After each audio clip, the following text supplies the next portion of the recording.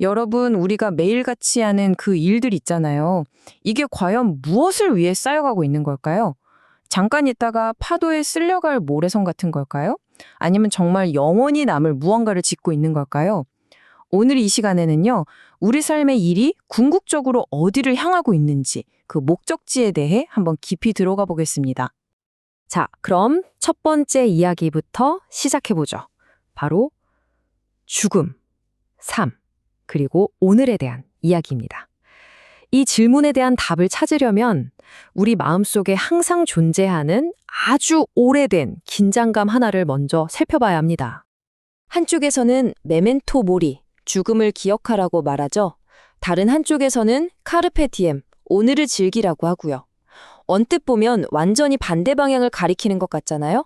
한쪽은 끝을 생각하라 하고 다른 쪽은 현재를 붙잡으라고 하니까요. 과연 그럴까요? 그런데요, 놀랍게도 이 두 가지가 사실은 정반대가 아니라는 겁니다. 오히려 동전의 양면과 같다는 거죠. 역사를 들여다보면 이 둘이 어떻게 하나로 연결되는지를 아주 극적으로 보여주는 한 장면이 있습니다. 바로 중세시대 흑사병이 유럽을 휩쓸었을 때의 이야기입니다. 정말 아이러니하게도 죽음이 바로 옆에 있는 일상이 되어버리니까 사람들이 오히려 그 어느 때보다 더 치열하게 삶을 사랑하기 시작했다는 거예요. 결국 인생의 끝이 있다는 걸 직시할 때 바로 그 순간에야 비로소 하루하루가 얼마나 소중한 선물인지 깨닫게 되는 거죠. 자, 두 번째 이야기로 넘어가 보죠. 기적에 대한 오해입니다. 그런데 만약 우리가 삶이라는 이 선물의 깊은 의미는 잊어버리고 그저 눈앞의 달콤함에만 집중한다면 어떻게 될까요? 바로 여기서부터 아주 중대한 오해가 생겨나기 시작합니다. 성경에 나오는 유명한 이야기죠. 빵과 물고기 몇 개로 수천 명을 먹인 엄청난 기적이 일어났습니다. 이걸 직접 본 사람들이 완전히 흥분 상태가 된 거예요. 생각해보세요. 공짜로 배불리 먹었잖아요. 이 공짜 점심이 계속됐으면 하는 마음에 기적을 행한 예수를 끈질기게 쫓아다니기 시작합니다. 하지만 예수는 그들의 열광에 찬물을 확 끼얹었습니다. 너희가 나를 찾는 건 표적을 받기 때문이 아니라 빵 먹고 배불렀기 때문이다. 와, 정말 날카로운 한마디죠. 그들의 들뜬 마음속에 숨겨진 진짜 동기를 정확히 꿰뚫어 본 겁니다. 여기서 말하는 표적, 헬라어로는 세메이온이라고 하는데요. 이건 그냥 놀라운 기적이 아니라 그 너머에 있는 더 깊은 진실을 가리키는 사인 같은 겁니다. 그러니까 이 사람들은 공짜 밥이라는 사건은 경험했지만 그 사건이 정말로 가리키고 있던 더 큰 진실, 즉 표적은 완전히 놓쳐버린 거죠. 달을 가리키는데 손가락 끝만 본 셈입니다. 세 번째 주제는 썩어 없어질 일, 대영원한 일입니다. 사실 방금 그 군중의 실수가 남의 얘기가 아니라 바로 우리 이야기일 수 있어요. 여기서부터 우리 삶의 일을 두 종류로 나눠볼 수 있는 아주 중요한 기준이 나옵니다. 우리의 일은 두 가지로 나눌 수 있습니다. 하나는 썩어 없어질 양식, 그러니까 부, 지위, 당장의 만족처럼 일시적인 것들을 위한 일이고요. 다른 하나는 영원한 양식, 즉 목적, 의미, 진실성 같은 영원한 가치를 위한 일이죠. 여기서 진짜 중요한 건 내가 무슨 일을 하느냐가 아니라 내가 그 일을 왜 하느냐. 바로 그 동기입니다. 자, 여기서 오해하면 안 돼요. 이건 무슨 목사의 일은 영원하고 프로그래머의 일은 썩어 없어질 일이다. 이런 식의 구분이 절대 아닙니다. 성스러운 직업과 세속적인 직업을 나누는 게 아니라는 거죠. 자선 활동은 고귀하고 회사 일은 아니다. 이것도 아니고요. 다시 한번 강조하지만 이건 무엇을 하느냐의 문제가 아니라 왜 하느냐의 문제입니다. 그러니까 우리 스스로에게 물어야 하는 거죠. 내 일의 최종 목적지가 어디지? 만약 내가 하는 일의 끝에 남는 게 오직 돈, 명예, 내 만족감 같은 그런 사라져버릴 보상끈이라면요? 아무리 겉보기에 고귀한 직업이라도 그건 결국 썩어 없어질 양식을 위한 일이 될 뿐입니다. 네 번째, 해야 할 단 한 가지 일입니다. 자, 이쯤 되니 군중들도 혼란스러웠겠죠. 그래서 아주 현실적인 질문을 던집니다. 그래서 대체 뭘 해야 되는데요?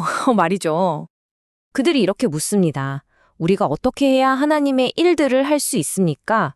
여기서 주목할 단어가 바로 일들, 복수형이라는 거예요. 이 사람들은 지금 투두 리스트를 원한 겁니다. 1번 뭐 하고 2번 뭐 하고 이런 행동 지침을 달라고 한 거죠. 그런데 돌아온 대답을 보세요. 하나님께서 보내신 일을 믿는 것이 하나님의 일이다. 일들이 아니라 일, 딱 하나, 단수형입니다. 이건 정말 충격적인 대답이죠. 여러 가지 할 일을 알려준 게 아니라 딱 한 가지, 근본적인 삶의 방향 전환을 이야기한 거니까요. 여기서 믿는다는 말은요, 그냥 머리로 아, 그런가 보다 하고 동의하는 수준이 아닙니다.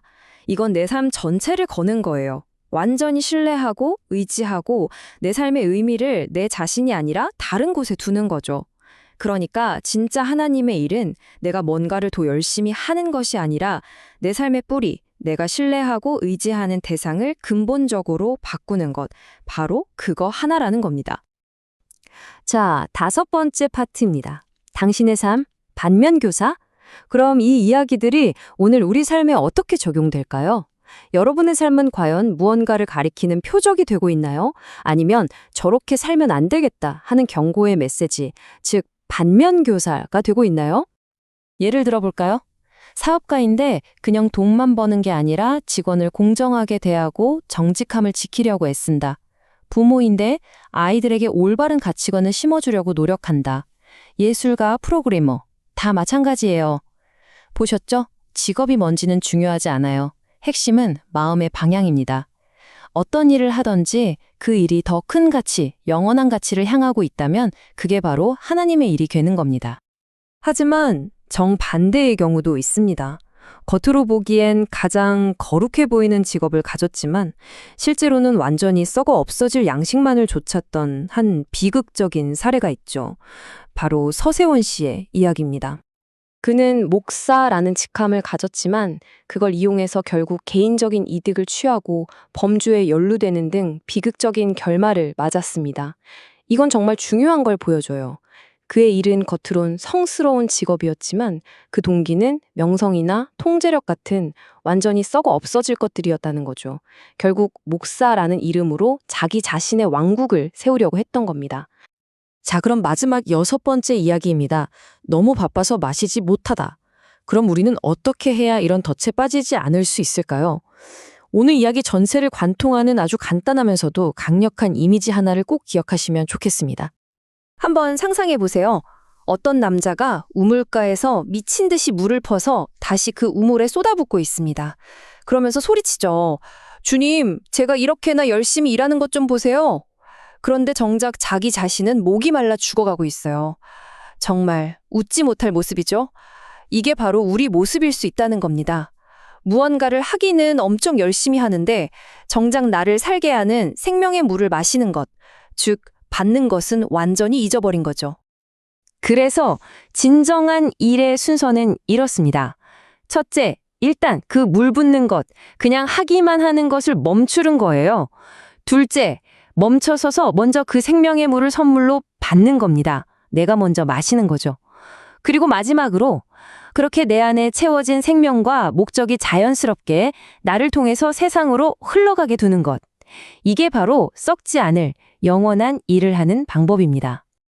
자, 이렇게 오늘 이야기를 마무리하면서 다시 처음의 질문으로 돌아오게 되네요. 여러분의 삶은 무엇의 표적이 되고 있습니까? 사람들이 여러분의 삶을 볼 때, 여러분의 일을 볼 때 과연 무엇을 보게 될까요? 잠깐 있다 사라질 것들인가요? 아니면 그 너머의 영원한 가치를 보게 될까요? 한번 깊이 생각해 보시는 시간이 되면 좋겠습니다.